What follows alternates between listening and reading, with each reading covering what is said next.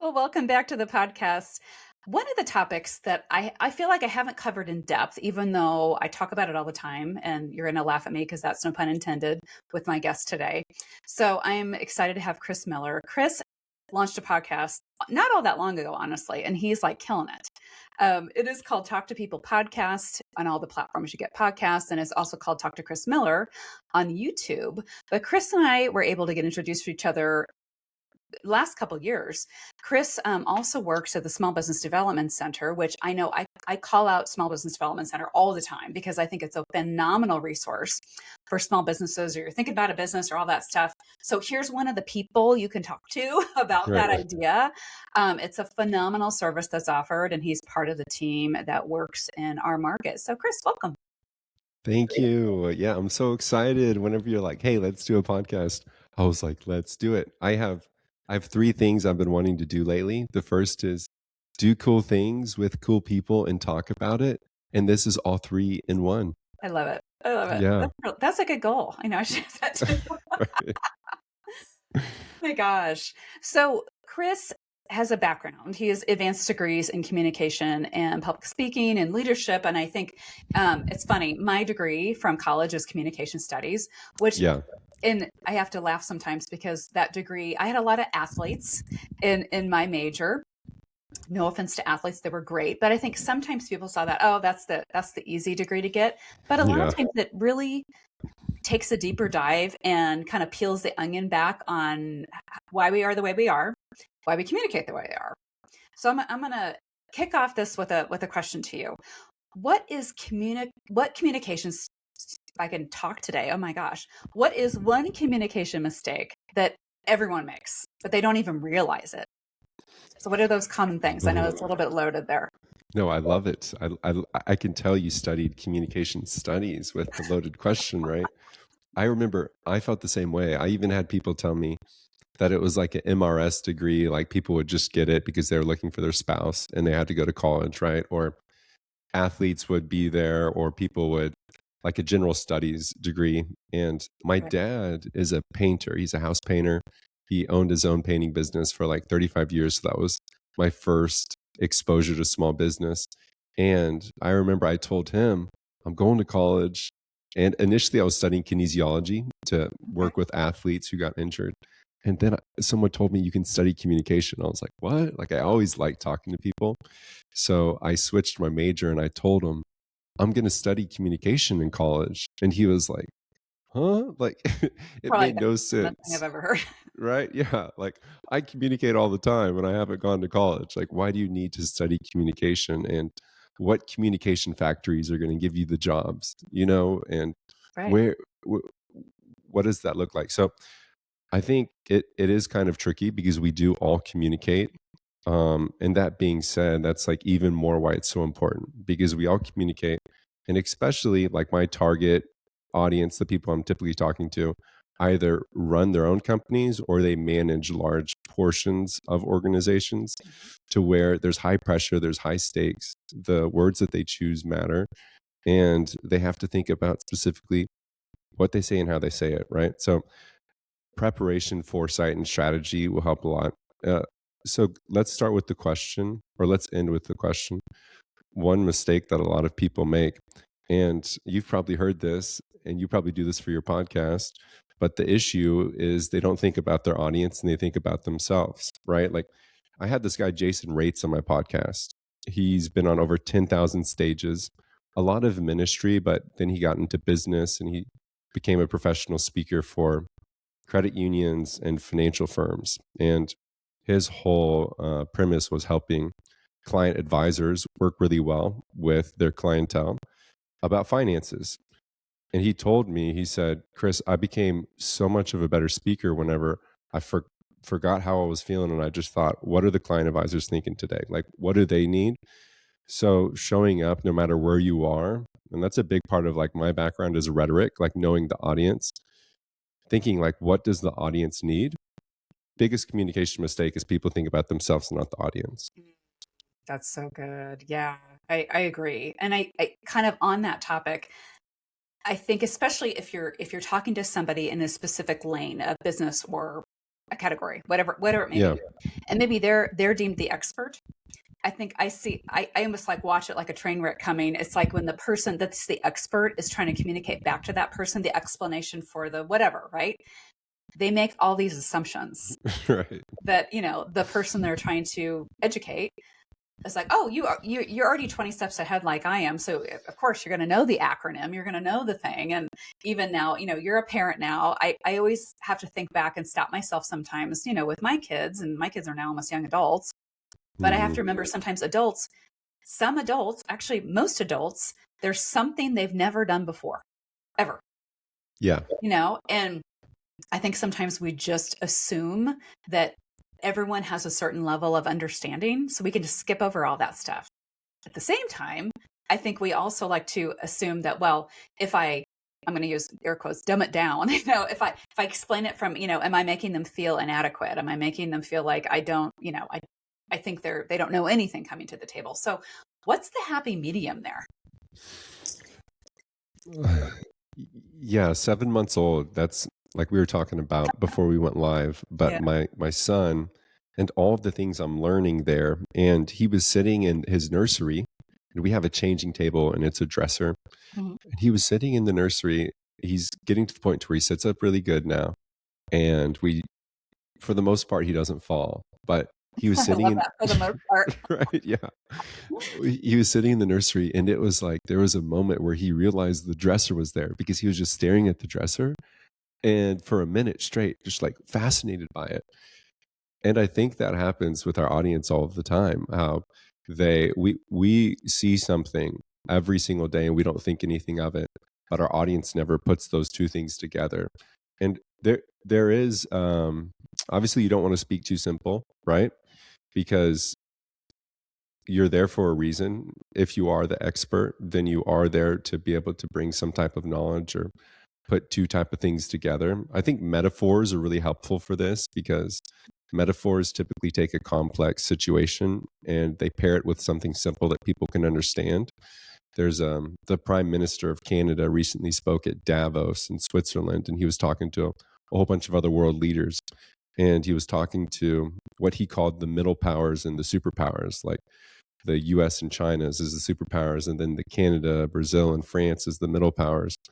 And he gave this big long metaphor about way back when, and under Soviet rule, the shopkeeper had a sign in his window, and the sign in the window was being able to like standing by what was going on, even though it was hurting all of his neighbors, and everybody put their sign in their windows because they wanted to they didn't want to get in trouble. Mhm. But even though what was happening was hurting everybody, and there was one shopkeeper who took his sign off his window and he took a stance and was like, even though I could get in trouble, I'm not going to be complicit in what's going on. And it was this big, long metaphor about global relations and about how he believes the US is mishandling relations and China's mishandling relations and all this stuff. Like all the international relations is kind of out of my league. But what I saw there was a metaphor. And there's different ways that we can use we call those rhetorical devices, right? Different rhetorical devices to make something that is complex, but to make it simple, right? Like, hey, you want to learn piano? Well, there's 7 keys, and think about a ladder, right? You go, the higher up you go, the higher up you go, the higher the noise is going to be, just like a ladder, right? So I think there are ways that we can still be pretty profound with our communication, yet make it really accessible to our audience. I love it. That's really good. I know communication is one of the elements that I know I talk to, especially younger people, as far as like a barrier to get in front of people. Because I think, especially when you're young, or maybe you're starting, even if you're not young, you're starting in a new profession or career or side of business, and you want to be taken seriously, but maybe you don't know all the things yet. You don't have all the experience. I know I've Hmm. talked to a lot of young ladies, even young men, about Hmm. attire. How do you show up physically? Because I feel like, not that we want to be judgmental, and they might be the smartest person in the room, but I never want to make their attire or the way they present themselves a barrier to getting their idea across. So when we talk about communication, so let's say they are nicely dressed, they got up and they brushed their hair and they ironed their shirt that day and they look nice, they smell nice. Do you find, especially in the younger demographic, communication skills be just a barrier to get your foot in the door. Mm-hmm. And I think you're a great representation of someone who shows up well. And I get to compliment you on your own podcast, but just seeing you and all the different things you do around town, I think you're a great example of that. So the people that you get to mentor who are younger are very lucky to have that. But Thank I, yes, of course, I do think that's a big issue, right? Like, unfortunately and fortunately, the many of the barriers of entry to a lot of good opportunities are separated between some type of communication scenario, right? Like an interview, right? Or a phone call or a Yeah. networking event Or or pitch sometimes. Yeah. a pitch, All of it. right? Like my, I have a guy who does a lot of photo shoots for me and he's in PhD school at KU and he just did his doctoral defense today, right? Like Yeah. it's in person and he has to articulate what he's been studying and exactly why it's important. He could study for 5 years and do all of the papers, but if he can't show up to that moment, then that's a major barrier of entry for him to get his PhD, right? So that's a really big moment, but even the small moments, right? The kids who are showing up to school or who are showing up to practice or who are showing up to those other like extracurricular programs. I mean, I think in college, like dating is a really big thing, right? Like, how can you show up to dates well? And I have a podcast episode that talks about a lot research that went into the act of asking questions and Mhm. how to ask questions better because studies show the worst thing you can be on my podcast, I call them ZQs, but it's zero questions. It's people who don't Ah! ask questions, right? So I, I told people if you're listening to this podcast and you know someone's about to go on a date, just tell them don't be a ZQ. Like ask questions. Absolutely. And So on study. that, what's a good first question to ask somebody? Yeah. Oh, great You know, question. Right. I mean, talk about the weather. What do you do? Okay, here's a funny story. When my husband and I first met each other, we were both in college, and Uh-huh. we were set up without us knowing we were both set up. It was somebody's birthday, and we both got invited to it with kind of the underlying like we're gonna set them up. Yeah. Thankfully, we didn't know about it, so we didn't have the nervousness. But it was like go talk to him. So I went over, and it was the silliest thing. I was like, "Hi, I'm introduced myself. I'm Kirsten." I'm like, "What's your major?" Like the biggest idiot. And Yeah. and then I get my husband, bless his heart, great guy, but man, a few words. And he said his major, didn't ask me back what my major was, and I'm looking around the room going, "Oh my gosh." But yeah, it's intimidating and try to get a conversation started with that. So what are some good things to get started, whether you're at a networking event or you're on a date or whatever, just to get to know you. Yeah. I think the weather definitely gets a bad rap, right? They'll be like, oh my gosh, like, oh, it's really sunny, really rainy, right? But it makes sense. Like we all experience the weather. And if somebody showed up to this event, unless they were underground and they had a tube that popped up in the building, they were exposed to the weather, right? So it makes sense why we go there because it's shared experience and we know they'll be able to have some type of answer. Small talk is brilliant. I love small talk. A lot of people are like I hate small talk. Um, there's a Allison Woodbrook. She's at Harvard. Harvard Business School. She has a really good book called Talk. She teaches this framework TALK, Okay. and the T for talk is the bottom of the pyramid, is what she calls it, and it stands for topics. And she says small talk is the base of the pyramid. It's really wide, it's accessible to everybody, but it's not tailored. So the higher up you get, like whenever I start asking you about your kids and like tell me a little bit more about your marriage, right? Like that's more tailored, and I can't just go to any stranger and just start. It may not land with them, they may not be there, Yeah. or they may not want to talk to me about it, right? I may not have that trust with them. So she says the base of the pyramid, the topics, that you could do the close ended, right? You could just start just to cross that barrier of silence of like the hey, how are you, right? Like sometimes there are things that just go, they're timeless. Hey, my name's Chris. What's your name? I'm just checking things out. There's a guy named Vin, and he's on Instagram. He always says have something to drink, And he, Put it in your mouth. so you can take a moment and Yeah. then you go, oh my gosh. Like if for groups, you go like, "Ah, I'm gonna go get some more water." You don't have to come back to the group if you don't like them, right? Like, Right. but just like little vehicles, there's different frameworks you can think of. You've probably heard of Ford. Um, Ford was family, occupation, recreation, and dream. So Okay. that was like conversation topics like talk about family, or what do you do for work, or what do you do for fun, or what's something you want to do in the future. There's another one that's probably more accessible, and that's HEFE. It's like Hefe. It's hobbies, entertainment, fun, and environment. So commenting on something within the environment of like, man, like I'm really glowing green back here, right? Because unfortunately my studio is not working the way it should. But so I think that's helpful. I think you can always start a conversation with a close-ended conversation, and then you use the start and then you transition to an open-ended. So like, oh, are you waiting for the bus as well? Yeah. And then like, me too. How's your day going? So I think starting conversations, it's okay to have a close-ended question, but typically people answer twice as long. Studies show whenever questions are open-ended. So that's good to think about too. Yeah, that's really good. That starts making me think about I think Progressive Insurance has those commercials where how to not turn into your parents. Yes.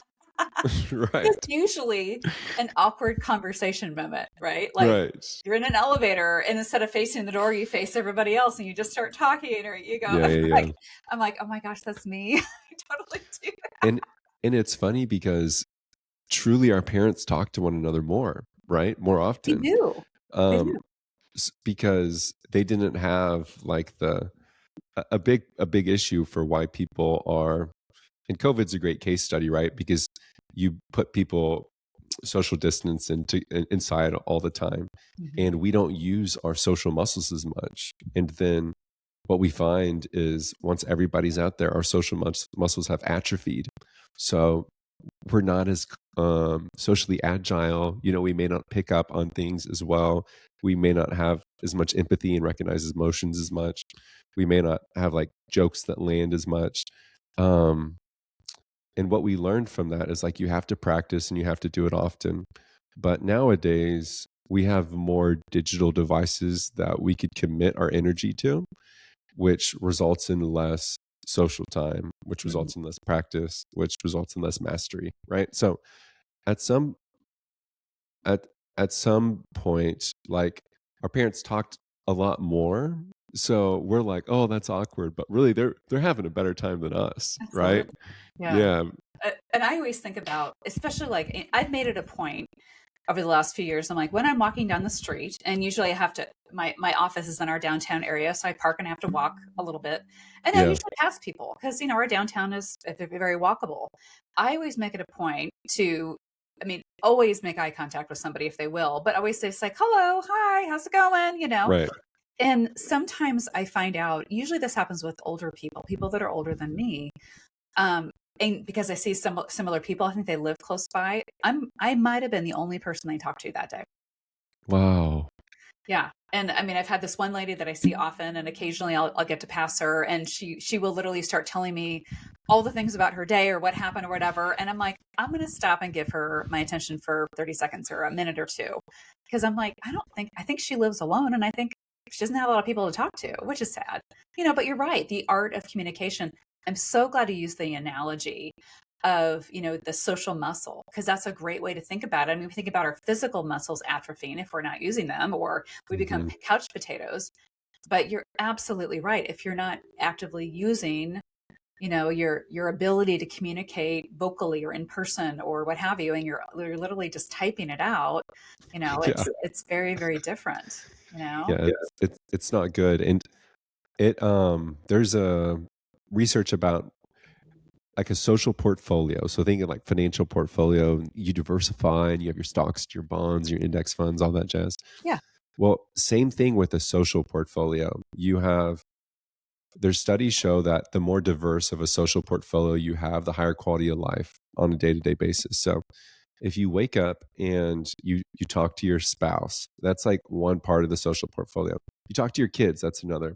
You know, as you're walking out to your car, maybe you see one of your neighbors and you're like, "Hey, what's up?" Like, I have Wade over there. He's mowing the lawn right now. Like, "What's up, Wade? Like, how's it going?" You know, and he's like, "Oh, hey, Chris, good." You know, and that could be it, right?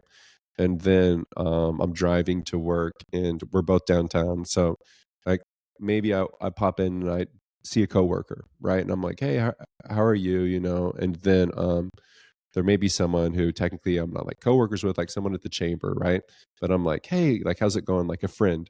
So I start to diversify all the different people, all these different social categories. And what I've noticed anecdotally, I feel better whenever I talk to more people, right? Like at the end of the day, I feel more fulfilled. And it's not just me, like that's what research shows. So I'm always trying to encourage people, just like working out in the social muscles, like do different exercises, Yeah. right? Like don't just hit the biceps. Like the biceps look good, but think about your traps. Like me, lately, I've been thinking, ooh, I kind of want to get a bigger neck. So I'm like, I was talking to my barber who's like super buff, and I was like, I told him that he's like, okay, we'll start working your traps and put some stuff on your head and lift it up like a Oh my boxer. gosh. Yeah, I'm like, okay, Right but on. same thing socially, Yeah. right? Like go out there, talk to different people, try to do all those different things in a day. It's simple, but it really has a big impact, not just for you, but it means even more. For instance, that example you gave me, she didn't talk to anybody else, right? Like you get to talk to people all the time, right? You're really good at that. Um, and that's a privilege, right? It's a privilege that you're in a position where you're socially facing and that you have the personality that pairs well with that. Other people don't get that. So I always challenge the extroverts, the people who do have the opportunity to really show up, because if we choose not to, then that's a lot of people not getting that positive impact. Absolutely. Yeah. Hmm. I get it. You talk a lot about meaningful conversations. What actually makes a conversation meaningful? Like, what are the components that go into it? Ooh, I love that question. You know, this is a big question regarding whenever people study the art of communication. It's similar to like the painting a painting, or like making a song. Like what makes a good painting? What makes a good song, right? Right. Yeah. What what makes communication impactful? And studying the impact is really interesting. I would probably go to a couple different frameworks that I've heard of. So one way to answer it is going back to, so the Harvard Business School, they have this class called How to Talk Gooder. Um, right. Okay. So I all like these really smart Harvard people, right? How to talk using gooder. Twitter. And it goes with that talk framework and its topics. And then the next part is A, which is ask questions. And the next part is L, which is levity. And then the next part is K, which is kindness. And for me, whenever I am putting on conversations for my podcast, or whenever I'm showing up to see a friend that I haven't seen in a while, I know the conversation's getting somewhere whenever I find myself asking them questions that I probably wouldn't be able to ask any other person. Right. I know that I am getting somewhere whenever I find myself losing track of time. I think that's another really good way for dating too. Whenever people are like, I don't know if I'm a good fit for this person, I'm like, do y'all lose track of time when you're hanging out? You know, like, Yeah.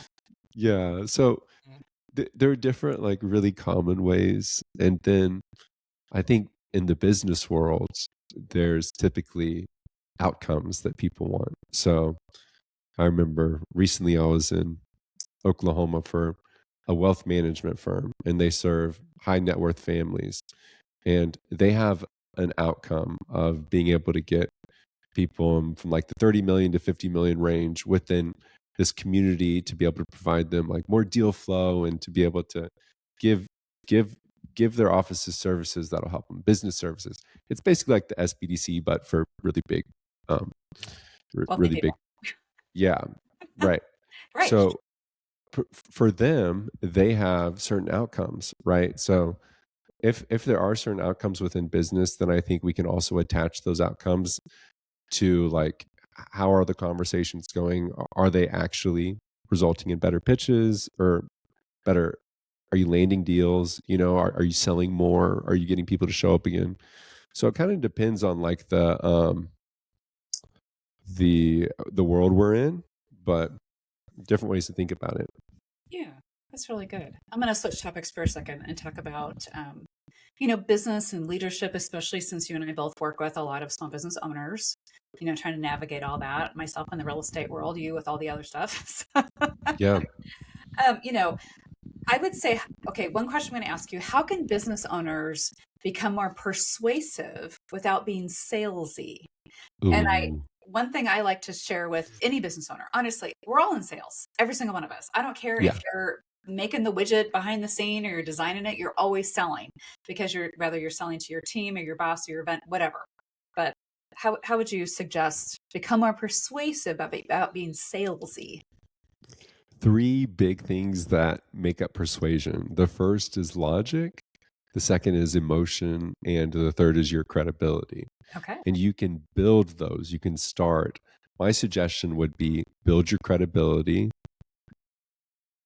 build the logic, and then end with emotion. So being able to persuade someone that they can trust you, that's the Mhm. credibility part. Imagine we're selling a car and you have two kids, you show up by yourself, and I'm like, hey, I have two kids as well, and I really want to make sure that they're safe. And I want to make sure I can get to where I need to be without having a headache of whether or not I can rely on my car. And I don't want to pay a whole bunch of money in gas. So, more than likely, that person's going to hear that and be like, okay, well, I can kind of trust them a little bit because they're in my position as well. They also have kids, but they may be thinking logically, I want to purchase a car that has these three things. Just like whenever you're dating someone, like, here's my pros and cons list, or you're considering two different job offers, Mhm. right? Mhm. And you want to be able to speak to them in a way that makes sense to them. This is a big thing for pitches. Like, why is it a no brainer for you to invest in my company? Well, let me explain to you. If you're a finance person, I'll give you all the numbers. If you're an emotion person, I'll give you the stories. If you're an experienced person, I'll tell you about my personal experience, right? And then you end with being able to say, here's how I want this person to feel, being able to answer that question. Mhm. So, yeah, there's this car. It's going to do all of these things for you. And I want you to feel like you never have to worry about driving your car again, right? I want you to feel like you're going to be able to make a car rent payment without taking out from another expense category. You shouldn't have to be stressed about this, right? Right. Right. So, I think if you hit, how do you build credibility? How do you get the people to trust you? And then you hit, how do you communicate to them specifically? Like what makes sense to them? You know, like you probably work with a lot of people and numbers make sense to them, Sure, right? right. Yeah. A lot of Yeah. times the number one. It's not as a emotional thing, but you're right. It's more logistics. You know, Hmm. how does this fit So into their cash flow? and that's what makes sense, right? So you want to be able to speak numbers to them, and then you want to think about the emotion, because I do think emotions are probably at the core of all persuasion. Yeah. Uh, to Yeah. be able to say like, I feel safe, or I feel I can trust you, Or business and this makes me non-business. feel acknowledged, or I'm, prideful, or, seen and stuff like that. Yeah. Hmm. Yeah. That is really good. How important do you think it is when establishing rapport, when you start talking with somebody, that you find something in common? I say sometimes people, I mean, they reach far, like, Hmm. oh, you're from little bitty town Arizona, and they might say, oh, I mean, and they will reach for that. I mean, like, oh yeah, my former neighbor's dog's litter mate's owner's Hmm. cousin is from there. I'm like, whoa, okay. But how important is that we create these alliances in a way? I, I do think it's important. I think that the the beauty of humanity is that we're all so different, but we're also similar, right? Right. This is what Barack Obama ran on. It was the audacity of hope, and it was being able to look at how the similarities between us is much, we have a lot more in common than we do different. And he articulated it quite well, but there are things that we all experience. One's pain, right? We all experience pain. And typically we all want progress. And typically we all want to take care of our kids. So you'll see like big speeches, people who are trying to really appeal to a huge population. They'll hit like these, we call them God terms. They're always good. Freedom, right? Love, potential. The king just spoke to Congress this week, and he talked a lot about future and taking care of our next generation, right? Nobody's going to disagree with that. Nobody's going to be like, I don't want to take care of the next generation, right? So you can position your message with that. And I know I kind of go big there, but in conversation, I think same thing. I also do think there can be a lot of fun in acknowledging the differences of like, wow, you and me are totally different. So it's cool that can talk right now. Right. Uh-huh. Really cool. Okay, let me ask you this. What's one, I'm glad you brought King Charles up because this really. Mm-hmm. I didn't listen to his speech, but I think I'll definitely go back and check it out. So what is one communication habit that separates great leaders from average leaders? Framing. They know how to frame a message in a way that gets them closer to the outcome. Politics is the number one culprit for this. So they will have, for instance, Zoran Mamdani. He just won New York City mayor. Yeah. He's right, the second youngest of all time, and he has this framing around making buses fast and free. He knows that affordability is a big buzzword and a big complaint about New York City, right? Mm-hmm. But honestly, nobody really cares to make a bus faster, right? It's just like, okay, but it sounds a lot better than saying, hey, I'm going to make all buses free. He has everybody chant like, make buses fast, and it's a call and response. Then he has the audience say free, right? Okay. And there's things that he does in his messaging to where it doesn't really matter if like childcare is this certain way. Like, okay, we want it free, but he tags things on there to make it seem a little better, despite those things not being the things that close the deal. I think the people who are the best communicators are just so good at being able to predict the obstacles and addressing them as they're giving the speech, and they do it through framing. So like I'd mentioned Barack Obama, a lot of people were really skeptical of Barack Obama because his name was Barack Hussein Obama, and it was during like after George Bush and after a lot happening in the Middle East. And there's another guy named Saddam Hussein, right? And it was just like, what the heck's going on? He could potentially be our president. And he gave a lot of speeches talking about his diverse background and all of the different ways where his mom grew up in Kansas. And but then his dad had a different background. His grandfather had a different background, and saying, I'm just like America, like we're all incredibly diverse. So being able to address the obstacle of how can we trust him? You know, he has a goofy name, and being able to frame it in a way to where it's like, no, this is the American experience. And that's how he kind of came to the scene whenever he gave a big speech where he says it's not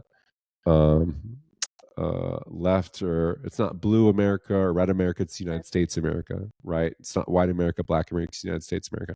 That's framing. It's being able to address the obstacle and getting to it before the audience does. Mm-hmm. I can also see how that applies to business in the sense that I know a lot of times when I'm talking to a certain type of business owner, I had one a number of years ago. They were a smoothie shop. When it came right down to it, that's what they were. They did not consider themselves that.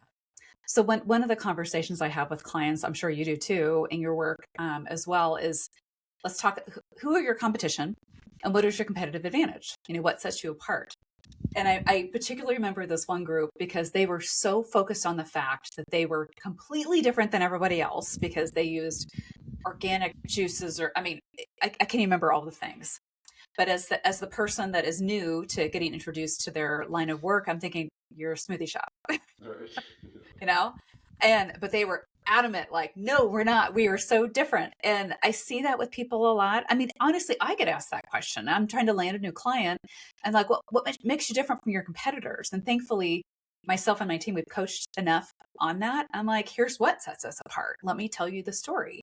And I'm going to acknowledge you have choices in who you do business with. So I'm glad you hit on the fact of it, like calling out the elephant in the room, how Yeah. important that is. And, talk to me a little bit about like, how is that a good skill to have when presenting, acknowledging all the bad stuff and acknowledging all the things you're not.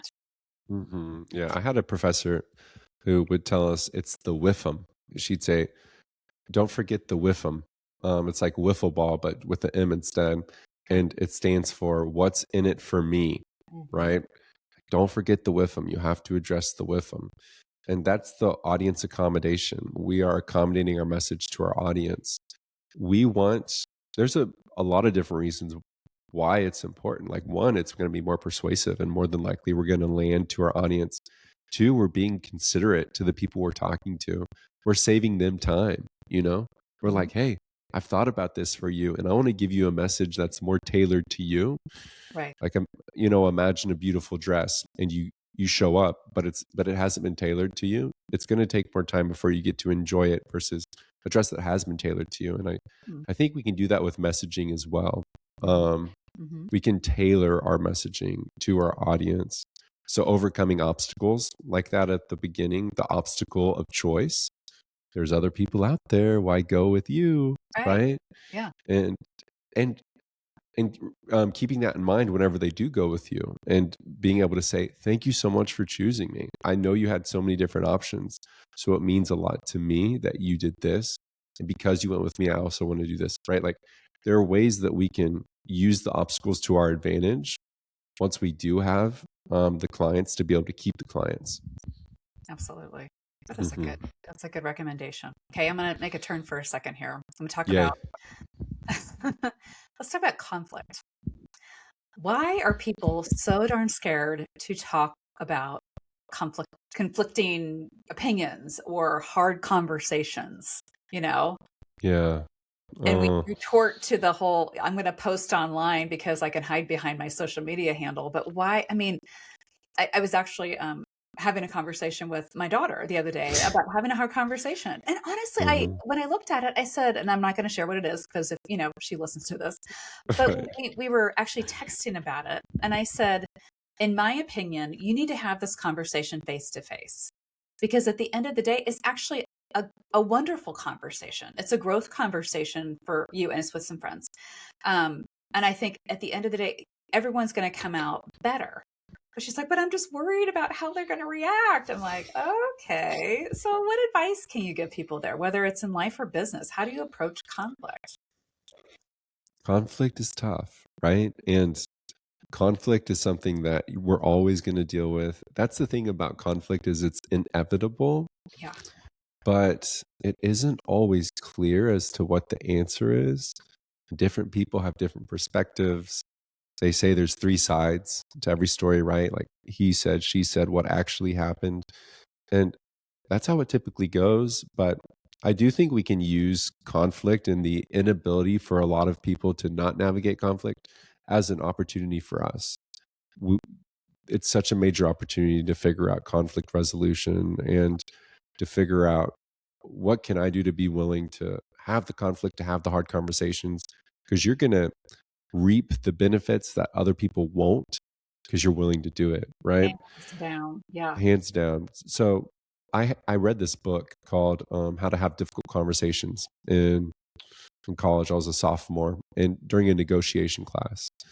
And what it taught me was that there's difference between positions and interests, and a lot of conflict is based on positions. Hmm. There's an orange in between us, and you really want the orange because you need the peel. Well, we both want the orange. How about that? And I'm like, no, I want the orange. No, I want the orange, right? And there's really no way for us to compromise, because I want the whole thing, you want the whole thing. We're not going to split it. We can't go get another one, right? But then the more we discuss, the more we realize like, oh, you want the orange peel because you want to like scrape it, grind it down and get like, Yeah. Yeah. yeah, right. Yeah. And I want the actual like fruit, like the meat of the orange, because I Right. want a little vitamin C. And if we were to talk a little bit and get beyond our positions of I want a whole orange and I want a whole orange, and get to our interests of no, I want the meat and I want the peel, hey, we're both happy, right? And not only did we both get what we wanted, but we didn't burn a bridge. We got closer because of that. And I think a lot of conflict is that too, like being able to push a little further Yeah. and being able to get to the interests instead of the positions. That's really good feedback. I'm so glad you brought up about the growth that happens when you're willing to have that difficult conversation. And I'm sure over the course of your life and career, you've probably sat around committees or boards and things like that. And I I love board work, especially volunteer board work, because one, it's a great leadership growing opportunity. But I Hmm. also think it helps you to articulate your wants and needs in a communication standpoint. And I can think of the boards I'm on right now, and we have some phenomenal brains on the board and people that have done some great things. But for whatever reason, when you get into a board setting, only, usually less than 25% of the board will actually speak up at the meetings. Yeah. And a lot of times it's the same people. And I commend them because I'm like, hey, you're willing to talk, you're willing to throw the idea out there. And then the board meeting gets over, you go to the parking lot, and then all the real conversations happen one-on-one. Why do you think it is when people are in groups? I don't care if it's 10 people or 1,000 people. When people are in groups, they shy away from being willing to step up and even ask a question. I think we fear a lot. There's this, I made a guide once and it was like 10 steps for effective communication. And one of the points was we fear, it's called being in awe, I called it, but awkward, weird, or embarrassing. Like a lot of people fear that, and they fear they won't be able to communicate the message they hope to communicate. And that problem is a big problem I like to address with my work, because I think group settings can be intimidating. That's probably hardwired in us way back in the day, where we had to rely on each other so much for our survival. And if we were shunned or kicked out from the group, then our chances of survival dropped a lot, right? And Right. as we have grown as a civilization with all the technology around us, for you and me to be able to do this virtual podcast, our hardwiring inside hasn't changed that fast. So we still deal with a lot of fear whenever it comes to taking a stand and really sharing what's going on inside. And there's a lot of research about gossip. Gossip is what they call a social glue.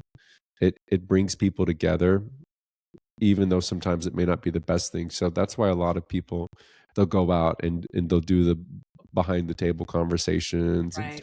Right. we'll talk about it offline, right? Right.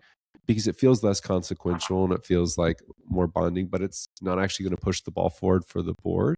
Uh-huh. So it makes sense, but I think if people were to actually open their mouth and start talking, more than likely it would be a beneficial thing, even if they screwed up first, Right. right? Right. Like screw up and then a rough first draft, right? Have a rough first draft, Right. Right. but give yourself a chance to have the first draft. And the more you talk, I've learned this in groups, boards, the more you talk, the more you're going to talk the next time. Like you're going to feel more comfy. It's just like in class. If you ask the teacher a question, one, the teacher's going to like you more. And two, you're going to be more willing to ask a question the next time because you've done it. Yeah. I I have gotten really, really comfortable over the years of asking the dumb questions. Because there's Hmm. so many times, I mean, even to this day, thinking about all the experience I've had and the business deals I've done and my age and everything like that, there are plenty of times I'm sitting in the room and I'm like, I have no idea what they're talking about.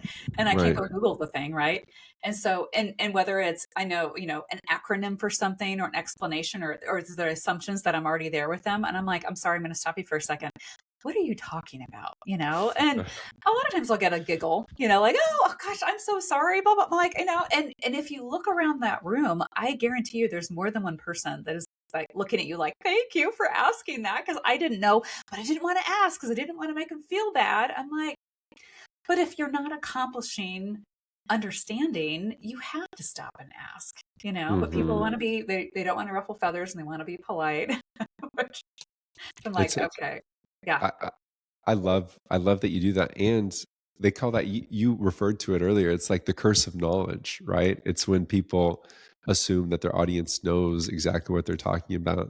And mhm, it's a curse because it hurts the audience. So the people who are willing to be like, hey, could you draw the bridge for us a little bit more? Because unfortunately, we are lost at sea. We need to get to the other side to where you were talking. Right now, we're not there. So can you help us build the bridge? That's going to help everybody. And honestly, it's going to make the people sitting in the crowd look at you and have more respect for you and be like, whoa, I'm looking up to her. She's not even the one speaking, but she's willing to take the chance and put her neck out to help understand. Um, I think great communicators do that because they want to understand the message. A lot of people are like, maybe I'll figure it out. Maybe I'll understand it a little later. But asking the questions is a great practice. right, yeah, that's good. Okay, as we're kind of, I want to keep this under an hour if possible, even though I know you and I could talk about all the things all afternoon. Yeah, we Yeah, could. yeah. Can good communication skills be taught, or does it have more to do with like, well, they're a charismatic person. I mean, their personality, it just lends itself better to that kind of, style. Good communication skills can absolutely be taught. Part of me wants to be able to say, no, they can't be taught just for fun, but they definitely can. And I am a testament of that. I So, remember my first podcast, it wasn't published. oh, Right. you mean it didn't sound like a robot like I did and published? No, I respect you for publishing it. My first podcast wasn't published, and my second podcast wasn't published, but my third podcast was. Okay. I remember I was in a oratory competition in college and I submitted a proposal and I watched the video and I was like, what was I doing? Right. So it can certainly be taught. The voice is definitely an instrument. And we can see that in singing, we can see that in vocal acting, we can see it in a lot of different places. So, paravocalics, your ability to change your volume and your pitch and your tone and your cadence, your speed, that can all be taught and that can all be adjusted. And then, if you know the frameworks of how to put together a good message and how to speak to your audience and how to make something persuasive, if you combine the two and you actually listen to who you're talking to, you will be a great communicator. Great. Okay, as we wrap up today, what are some tips? So somebody that maybe isn't a very confident communicator or public speaker, and public speaking, I think when people think, in my view, when people think of public speaking, they think I'm standing on a stage with a microphone. All And right. I look at public speaking as even one-on-one. It's like, Yeah. if I'm, you know, meeting with a potential client for the first time, I need to present well to them. So I mean, Hmm. I can think about like what I used to do to get ready for stuff like that, but what do you do to get ready for something like that? Or what did you Mm. do earlier on when you were trying to, find your cadence and your voice and how that all worked together? Well, after I answer, you're gonna have to tell me what you Okay. do, because it's working, right? It's working. Yeah, So and it's easier. Yeah. yeah, so I need to study what you do.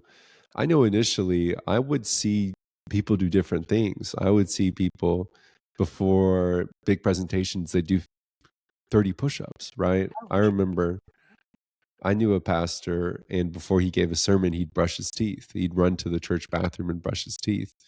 okay. And they were different things that I saw people doing. I believe preparation and foresight is one of the most important communication principles. If you can prepare your message and prepare the amount of information you know about your audience and prepare the context, what's the venue? How are you going to be talking to people? You're going to be so much better off. And I think many people try and cram their message. So 5 minutes beforehand, like it'd be before I'm talking to you, I'd be asking ChatGPT, "Oh, I'm about to go on this podcast. What do I say? What do I say?" Right? Yeah. I Yeah. I I don't think that's helpful. I think that's ultimately going to cloud me, right? Versus I'm just going to show up. I know you as a host, you're going to be a good time. So I need to make sure I'm having a good time and not getting in my own head Yeah. and being happy, smiling. I've had to teach myself how to smile while talking. So thinking things like that, like don't get too nervous about nailing your message. Focus 80% on connection and 20% on the message. Now, if you've prepared, that 20% will be good and you'll be able to pull through. Mhm. Um, if you haven't prepared, then it could be bad, but preparation is going to help and repetitions are going to help too. Absolutely. Now, what do you do? What do I do? So I remember, gosh, this is probably 20 plus years ago. Mm-hmm. And I realized I had to get on stage and make a presentation on behalf of the company I was working for. And I thought, oh, no big deal. And I walked out on the stage and it was a big one, like 2,000 people. Oh my gosh. And my body surprised me. I mean, sweating, nauseous, my hands were shaking. And I'm so glad there was a podium because I literally had to hold onto it to keep Right. myself from shaking. And I'm thinking, what is happening to me? Right. And luckily my comments were prepared. I mean, they were written down, but Yeah.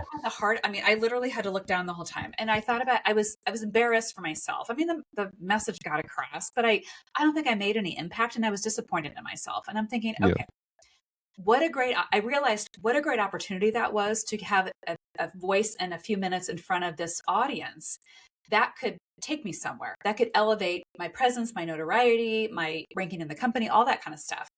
I'm like, I got to figure this out. So I would start, I mean, over time, I try not to use notes.